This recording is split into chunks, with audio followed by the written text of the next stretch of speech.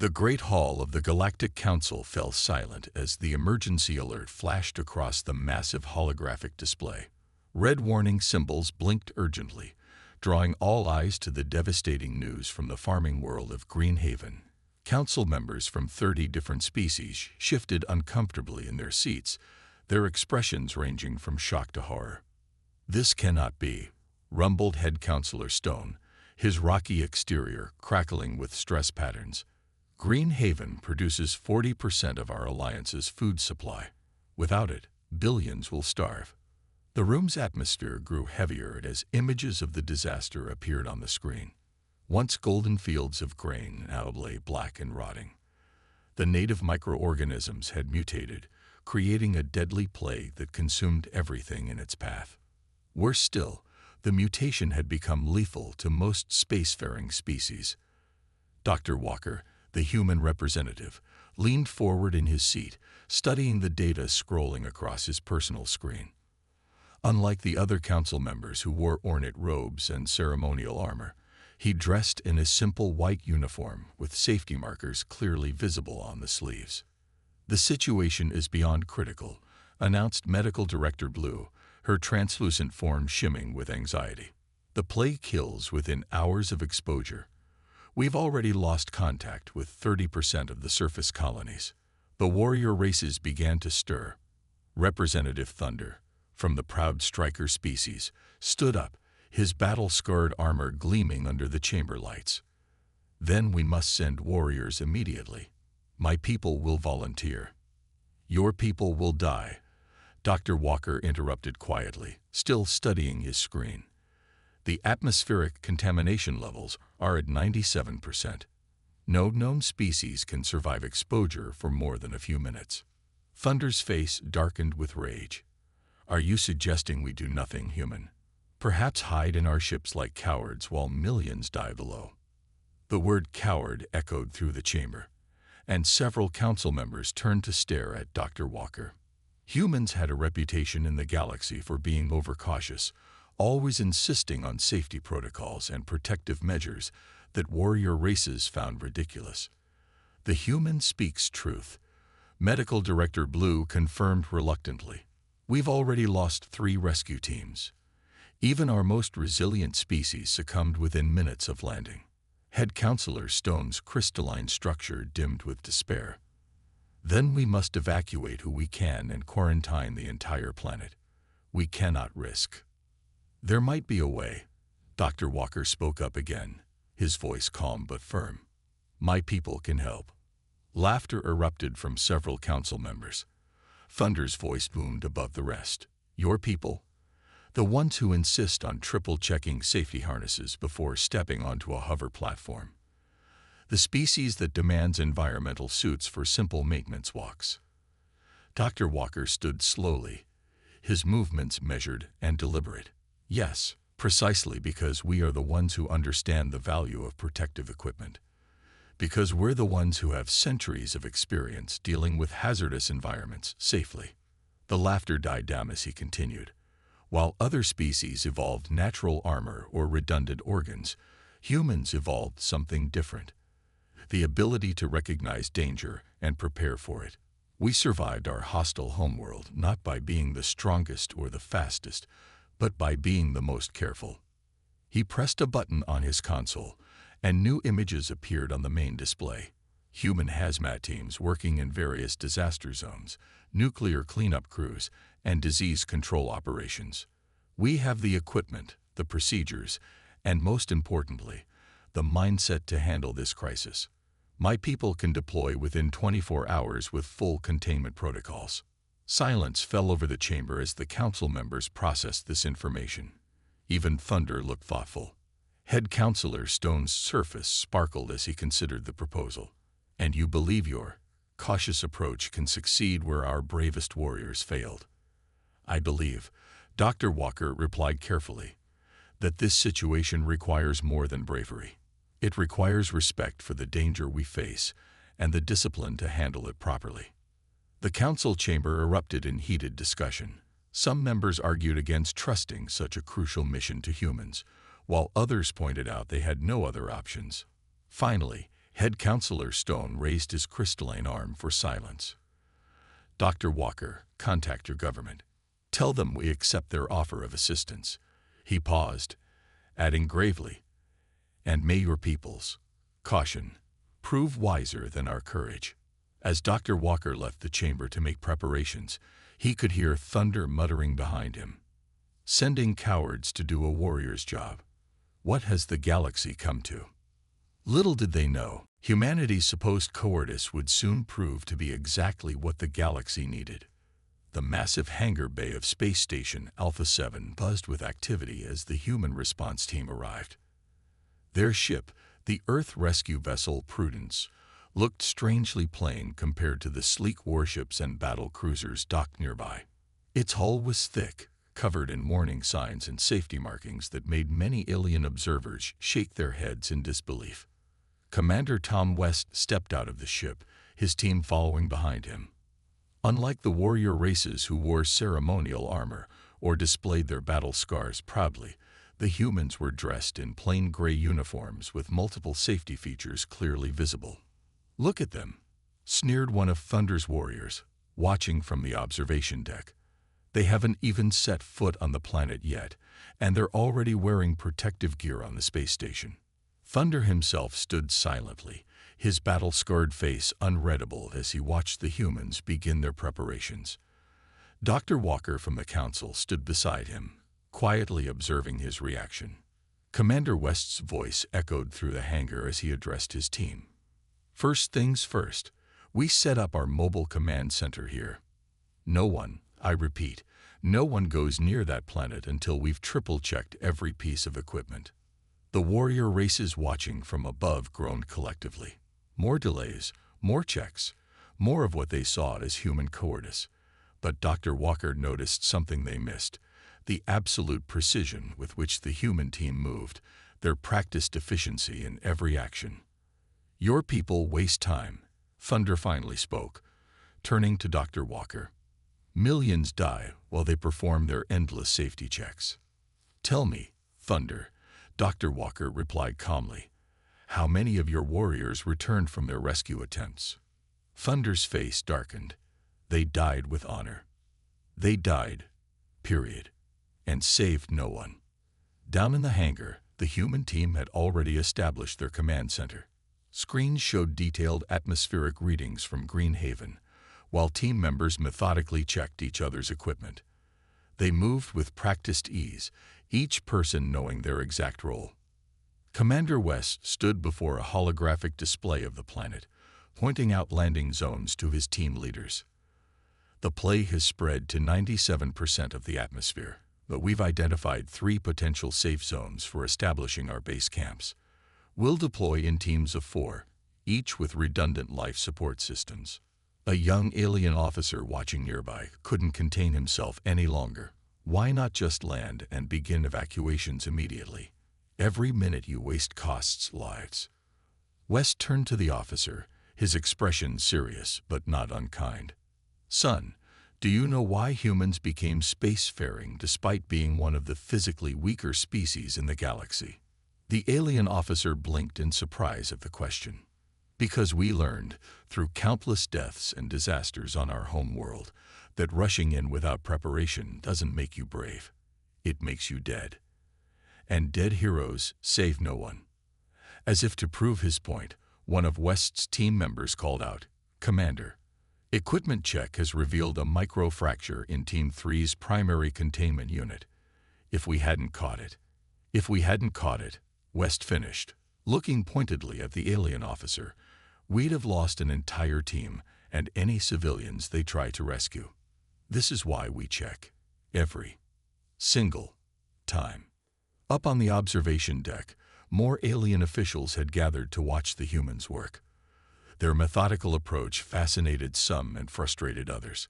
A high-ranking medical officer turned to Dr. Walker, asking, "How can you be sure this careful approach will work when direct action failed?" Dr. Walker smiled slightly. "Because humans have been dealing with hazardous environments since before we left our planet. We learned to handle radiation, disease, toxic materials, not by being immune to them, but by respecting their danger and preparing accordingly. As the day progressed, the human team continued their preparations. They ran simulations, checked and rechecked their equipment, and studied the planet's atmospheric data in detail. To the warrior races, it looked like overcaution. To humans, it was the difference between life and death. Finally, as Station's artificial day cycle began to dim, Commander West made an announcement that surprised everyone. All teams report ready for deployment. We begin rescue operations at dawn. Thunder, who had watched the entire day's preparations with growing impatience, couldn't hide his surprise. They're actually going. I thought they would spend a week checking their safety harnesses. Dr. Walker's response was quiet but firm. They will go, Thunder. And because of today's preparations, they will succeed where others failed. Sometimes, the greatest courage is having the patience to do things right. The pre-dawn hours on Space Station Alpha 7 hummed with purpose as the human rescue teams made their final preparations.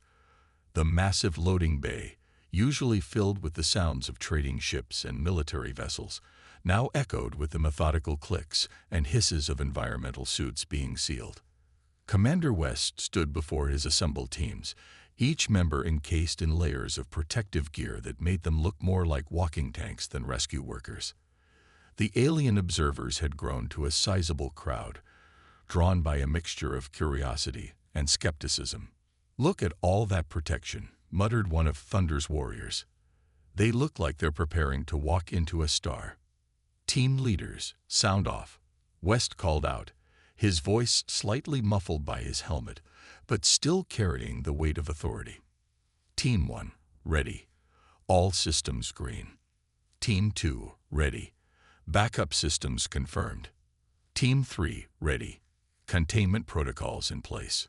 As each team reported their status, Dr. Walker noticed Thunder shifting uncomfortably beside him on the observation deck. The warrior's expression showed a mix of impatience and was that uncertainty. "Still think we're wasting time?" Dr. Walker asked quietly. Thunder growled, "My warriors would have been on the surface hours ago." "Yes," Dr. Walker agreed, "and they would have been dead minutes later, just like the others."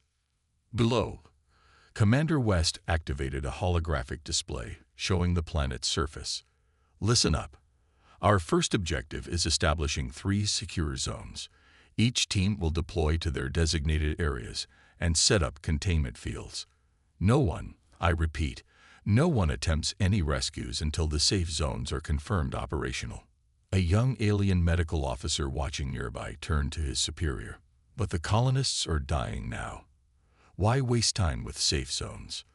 The answer came from Lisa Reed, West's second in command, who had overheard the question. "Because if we die trying to save them, no one gets saved at all. We create safe spaces first, then we can help others without becoming victims ourselves." The human teams moved toward their dropships, each vehicle specially modified with multiple backup systems and reinforced environmental seals. The standard military ships used in previous rescue attempts sat unused nearby, their sleek forms a stark contrast to the bulky but secure human vessels. "Final checks." West's voice boomed through the hangar. Each team member began checking their partner's suit seals, equipment connections, and backup systems. The process looked slow and tedious to the watching aliens, but none could deny the precision with which the humans worked. Thunder finally broke his silence. "I begin to understand something, Walker. Your people aren't truly cowards, are you?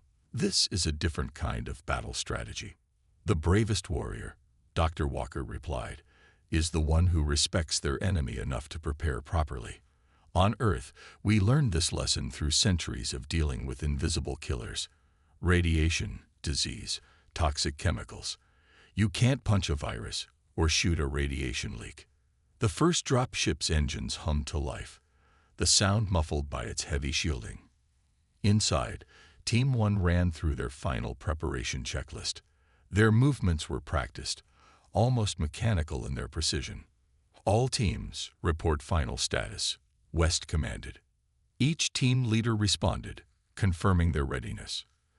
The methodical process that had frustrated the warrior races now showed its true purpose. Not a single detail had been overlooked. Not a single safety measure skipped. "Remember," West addressed his teams one final time, "we're not here to be heroes. We're here to save lives. Follow the protocols, trust your training, and watch out for each other." Launching in 5 minutes. As the countdown began, Dr. Walker noticed something remarkable.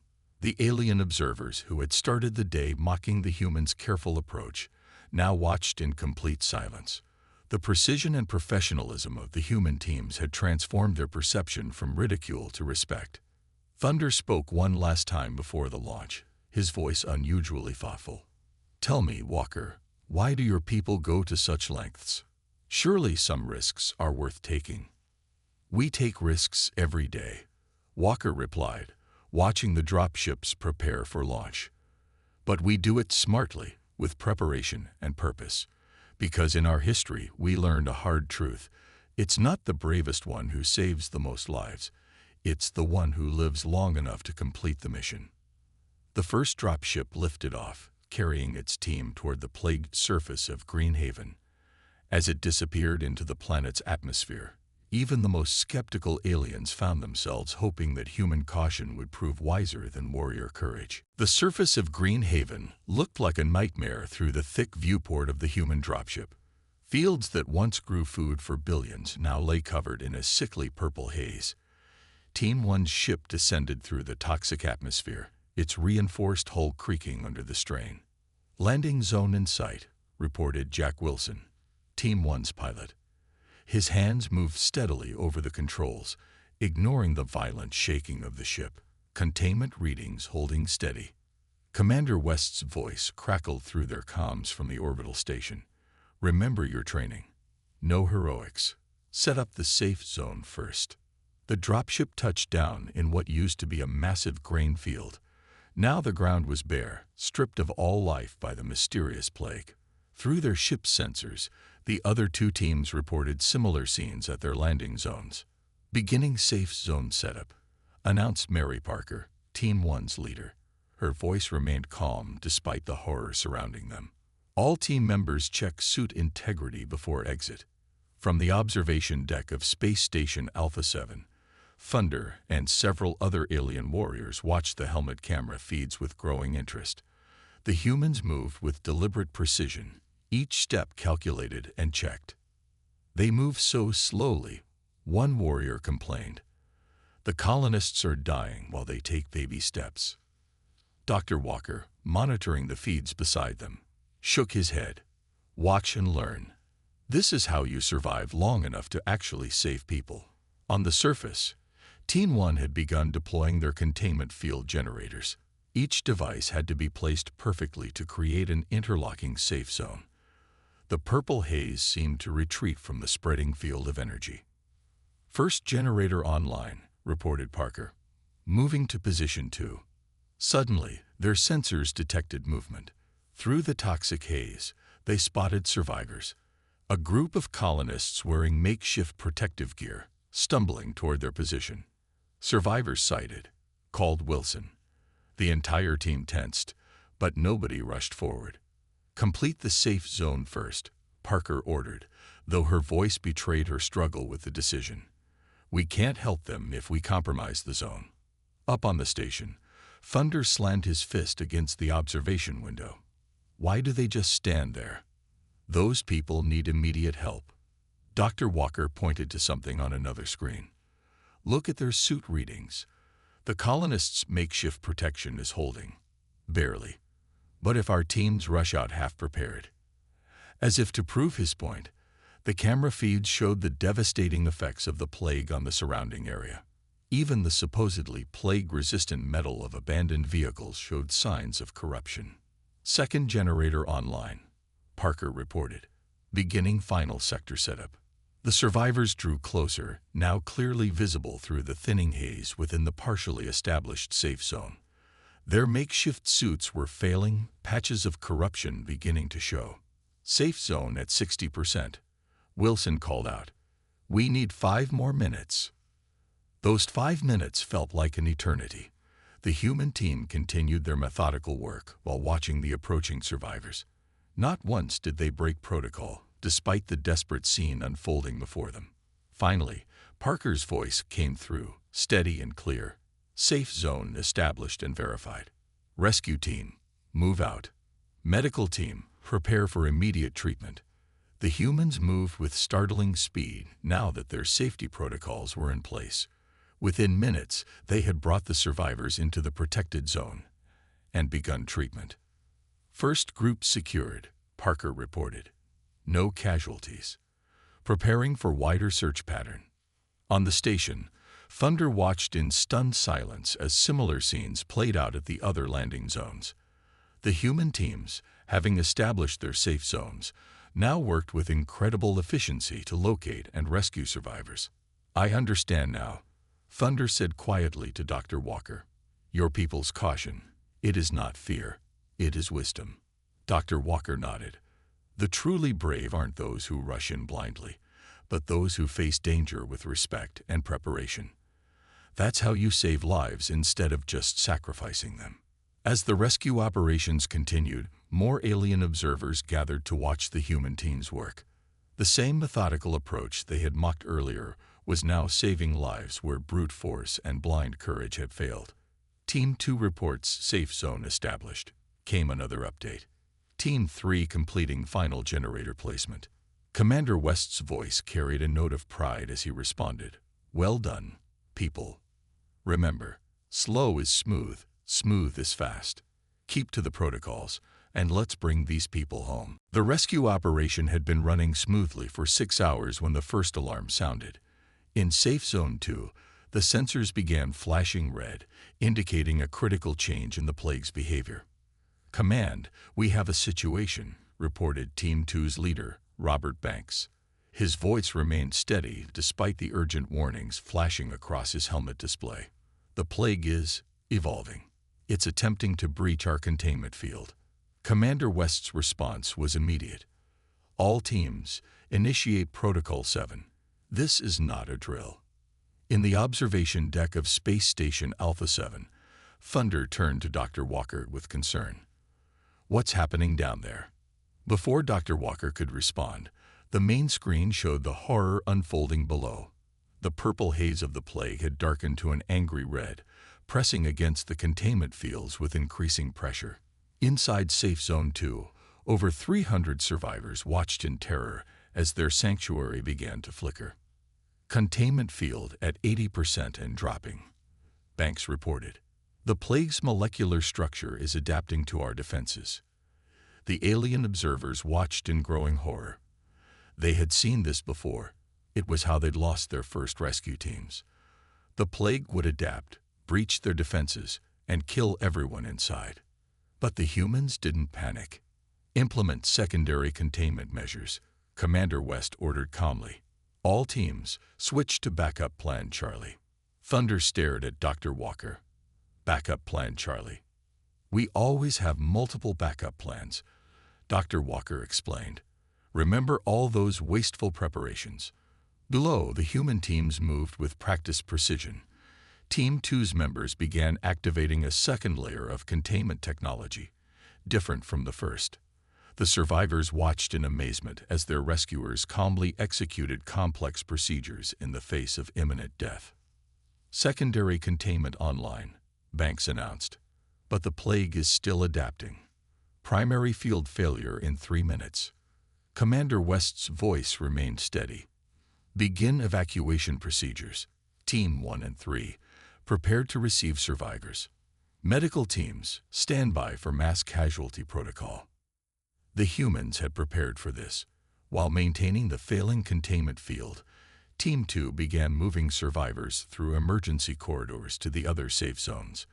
Each movement was coordinated, each step planned in advance. How can they be so calm? An alien medical officer asked, watching the feeds. They should be terrified. They are terrified, Dr. Walker replied. But they're trained to use that fear productively. Watch. The primary containment field finally failed with a spectacular burst of energy. The red haze rushed forward, only to meet the secondary containment system, buying precious minutes for the evacuation. Secondary field at 60%, Banks reported. Evacuation 40% complete. Thunder watched in amazement as the humans continued their methodical work, even as death literally pressed against their shields. There was no panic, no heroic last stands, just efficient, coordinated action. Final group moving through emergency corridor, Banks announced. Team 2 beginning fallback procedures. The secondary containment field was failing now, but it didn't matter. The humans had already moved every survivor to safety. Team 2 retreated in ordered pairs, maintaining coverage until every member was clear. All personnel and survivors secure in Zones 1 and 3. West confirmed. Team 2, initiate containment field purge. The failing safe zone erupted in a brilliant flash of energy, destroying the evolved plague within its boundaries. When the light faded, a scorched circle marked where the zone had been. But everyone was safe. Up on the station, the alien observers stood in stunned silence. They had just watched humans face certain death, not with warriors' courage, but with something else entirely: disciplined, organized resistance. Report status, West commanded. 327 survivors relocated. Banks responded. 0 casualties. Equipment losses as expected. Ready to implement Phase 2 of containment protocols. Thunder shook his head in disbelief. Your people lost an entire safe zone, and they're already planning their next move. Of course, Dr. Walker smiled. That's why we succeed. We plan for failure, so when it happens, it's just another problem to solve, not a disaster.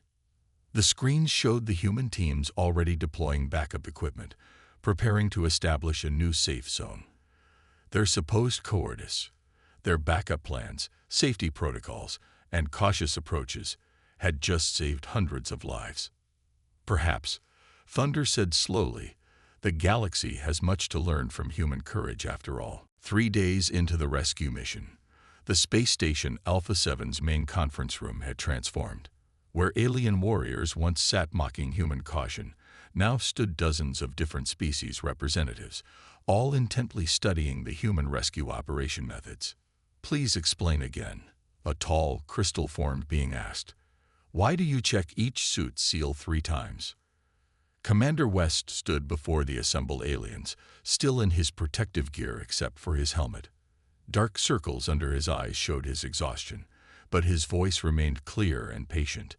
Because each check catches different types of problems. First check finds obvious damage. Second check tests the seal under pressure. Third check confirms the backup systems. Thunder, who hadn't left the observation room in 3 days, nodded slowly. And this is why none of your team members have been infected, while we lost entire squads. The main screen showed the current rescue operations. Human teams moved through the toxic atmosphere of Green Haven with the same careful precision they'd shown from the start. But now something had changed. Alien observers noticed details they'd missed before. Watch how they move in pairs, Dr. Walker pointed out. Each person has someone checking their back, monitoring their systems. What looks like slow progress is actually the fastest, safe way to work. The rescue statistics told the story. While previous attempts had ended in disaster, the human teams had now saved over 2,000 colonists. More importantly, they hadn't lost a single team member. Command, this is Team 1. Mary Parker's voice came through the comm system. We've located another survivor group, approximately 50 people in the old mining complex. Everyone watched as the humans began their rescue routine. The same steps they'd followed dozens of times before. Establish a temporary safe zone, check for plague mutations, secure the survivors, and transport them to the main containment areas. It's like a dance, observed an alien medical officer. Every step planned, every move coordinated. Thunder stood up suddenly, his warrior's armor clanking. I request permission to join the next rescue team. The room fell silent. Commander West studied the warrior carefully. Our protocols require 2 weeks of training before any field operations. 2 weeks. Thunder's voice held no mockery now, only genuine question. To learn your safety procedures. To learn how to stay alive while saving others, West corrected. Are you willing to spend 2 weeks learning what you once called cowardice? Thunder straightened to his full height. I am willing to learn wisdom, even if it comes in the form of caution. On the main screen, Team 1 completed their rescue operation. 50 more survivors safe, 0 casualties, all because of methodical, careful work that warrior races had dismissed as cowardly just days ago. Commander, Parker reported. Survivors secured. But we're detecting increasing plague activity in sectors 7 through 9. Request permission to implement Containment Protocol Delta. Permission granted, West replied, then turned to the assembled aliens. Watch this. You're about to see why we plan for everything. The screen showed human teams deploying specialized equipment they prepared days ago. While other species would have seen this increased plague activity as a crisis, the humans had anticipated it and were ready. Your people, Thunder said quietly to Dr. Walker, you don't just prepare for success, do you? You prepare for every kind of failure too. That's the secret, Walker replied. True courage isn't about not being afraid. It's about respecting the danger enough to prepare for it, then facing it anyway. The room watched as the human teams contained the plague's expansion, their careful preparations paying off once again. What had looked like paranoid overcaution at the start now revealed itself as the highest form of professional competence. I have made a decision, Thunder announced to the room. When this crisis is over, I will recommend that all our warrior races learn these human protocols. True strength lies not in rushing to face death, but in knowing how to preserve life. Commander West nodded in approval. Welcome to the first class. Thunder. Lesson 1. In rescue operations, the second fastest way is usually the safest, and therefore actually the fastest in the end. As if to emphasize his point, another successful rescue report came through the comm system. The humans' methodical approach had saved another group of colonists, adding to their growing list of victories against the plague. The galaxy was learning a new definition of courage, one careful step at a time. 1 month after the initial landing on Green Haven, the Galactic Council gathered for an emergency session. The massive chamber, usually filled with heated debates and political maneuvering, sat in respectful silence as Commander West delivered his final report. The plague has been contained, West announced, standing tall despite his obvious exhaustion. Final count. 4,872 survivors rescued. 0 casualties among rescue personnel. The quarantine zones are holding, and our science teams have begun work on a permanent solution. Head Counselor Stone's crystalline form glowed with approval. And the cost in equipment and resources. Significant, West admitted. We lost 3 safe zones, 17 containment field generators, and 234 environmental suits, all of which were accounted for in our original planning. Thunder, now wearing a modified version of his warrior armor that incorporated human safety features, stepped forward. Honorable Council, I request permission to speak. The council members murmured in surprise. Thunder's warrior clan rarely participated in formal proceedings. I stand before you changed, Thunder began. 1 month ago, I mocked the humans for their caution. I called them cowards for their endless safety checks and backup plans. He paused, looking around the chamber. I was wrong. The main display showed images from the rescue operation. Human teams methodically working through toxic zones, saving lives while protecting their own.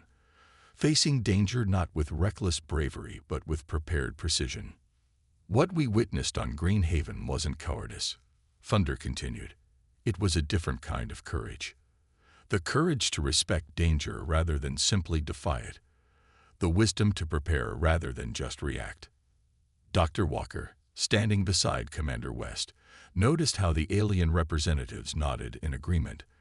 The same species that had laughed at human safety protocols now looked on with newfound respect.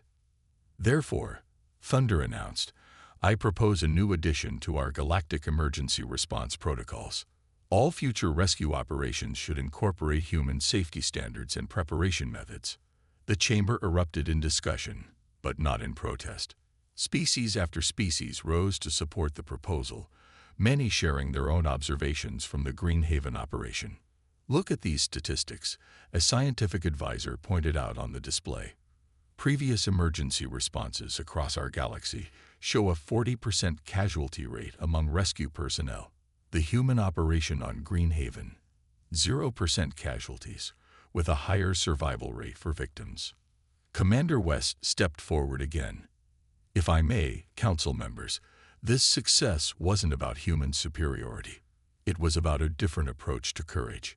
We faced the same dangers as your warriors, but we faced them with preparation rather than just determination. Head Counselor Stone raised his crystalline arm for attention. Commander West, your people have taught us a valuable lesson. Courage comes in many forms. Sometimes the bravest act is taking the time to check a safety seal or having one more backup plan.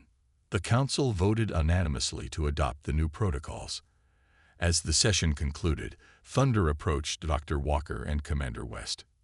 I have lived my life believing that rushing into danger was the mark of a warrior, Thunder said.